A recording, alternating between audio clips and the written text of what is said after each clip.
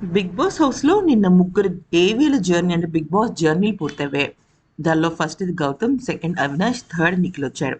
అయితే నిఖిల్ వచ్చిన తర్వాత తనకు సంబంధించిన జ్ఞాపకాలన్నీ చూసుకున్నాడు. ఫోటోలు, బస్తా టాస్క్, వాళ్ళ మదర్ ఫోటోలు అన్నీ చూసుకున్నాడు. అంతా కూడా హ్యాపీగా ఫీల్ అయిన తర్వాత స్టేజ్ ఎక్కాడు. స్టేజ్ ఎక్కిన తర్వాత సాధారణంగా బిగ్ బాస్ ఏం చేస్తాడంటే ఒక కొంచెం వరకు బిగ్ బాస్ ఆ వ్యక్తి గురించి చెప్తాడు. అంటే అసలు బిగ్ బాస్ హౌస్‌లోకి ఎలా వచ్చాడు? ఏ రకంగా తనని ఆటంతా కలుపుకున్నాడు ఇవన్నీ చెప్తాడు కదా! అయితే నిన్న బిగ్ బాస్ కరెక్ట్‌గా మన నిఖిల్ ఏవి మొదలయ్యే ఒక్క 2 మినిట్స్ ముందు ఏం చెప్పాడంటే "నిఖిల్ మీరు ఈ బిగ్ బాస్ హౌస్‌లోకి కొండంత భారంతో వచ్చారు.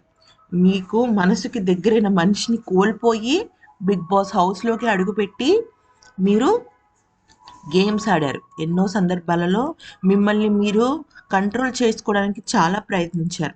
కానీ మీరు మీకు కావాల్సిన మనిషి మీకు దక్కకపోవడంతో మీరు కుమిలిపోతున్నారు. ఇంకా ఆ బాధని దిగమింగుకుంటున్నారు.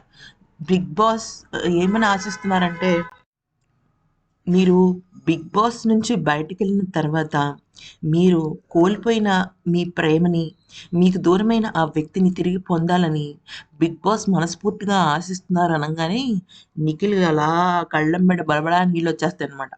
అంటే సాధారణంగా బిగ్ బాస్ ఎలా చెప్తాడంటే, మీరెలా వచ్చారు? అంటే ఒక సోషల్ మీడియా ఇన్‌ఫ్లుయెన్సరా? లేకపోతే ఒక యాక్టరా? ఇలా వచ్చారు. బిగ్ బాస్‌లో ఇలా కలుపుకుంటూ ఎళ్లారు. మీ జర్నీ ఇలా ఉందని చెప్తాడు గానీ, మీరు బయట ఒక వ్యక్తిని కోల్పోయారు. లేకపోతే మీరు ఇల్లు కట్టుకోవడం కోసం చూస్తున్నారు. మీకు ఆల్ ది బెస్ట్ అని చెప్పడు. ఫస్ట్ టైమ్ బిగ్ బాస్ నిఖిల్ విషయంలో, కావ్య విషయంలో మీరు ఒక మనిషిని కోల్పోయారు. ఆ వ్యక్తి ప్రేమను మీరు దూరం అయిపోయారు.